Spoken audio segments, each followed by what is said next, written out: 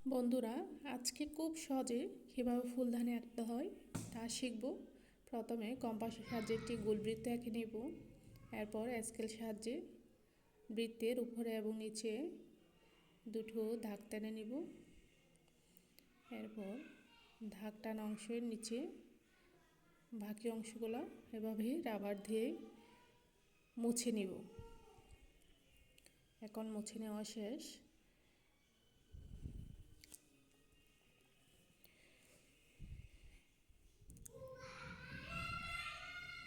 মোছা অংশে নিচের দিকে দুই পাশে দুটি দাগ টেনে নিচে শেপগুলো মিলিয়ে দিব, ঠিক স্ট্যান্ডের মতো করে দিব।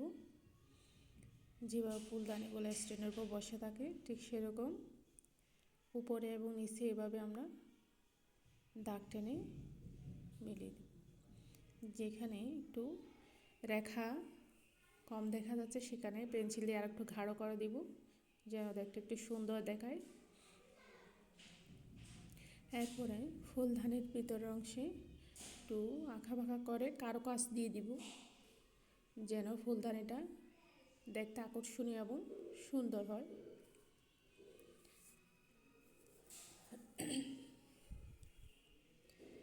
এরপর ফুলদানিতে যে ফুলগুলা দিব সেই ফুলগুলো আস্তে আস্তে এঁকে নিব।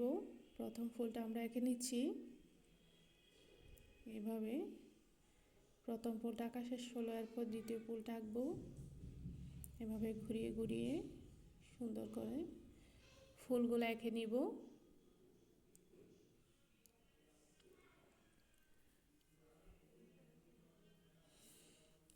এরপর তৃতীয় ফুলটা আঁকবো, ঠিক সেমভাবে দ্বিতীয় ফুলটা যেভাবে এঁকেছি সেভাবে তৃতীয় ফুলটা এঁকে নিয়ে ফুলদানির সাথে বোটা দিয়ে সংযোগ করে দেব। এরপর ফুলের পাতাগুলা দিয়ে দিব। টালি অংশে পাতাগুলা দিয়ে সুন্দর করে এঁকে দিব। পাতা দিলে ফুলদানিটা দেখতে আরও আকর্ষণীয় এবং সুন্দর হবে।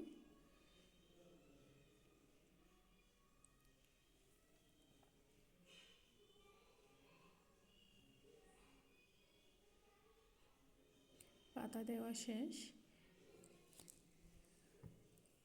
বন্ধুরা, আমি এখানে রং করি নাই, তোমরা চাইলে তোমার মনের মতো করে রং করে দিতে পারো।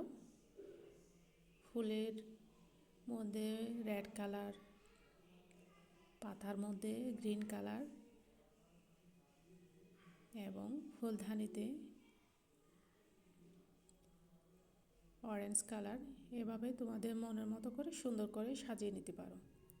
বন্ধুরা, যদি ভিডিওটি ভালো লাগে তাহলে সাবস্ক্রাইব করতে ভুলবে না।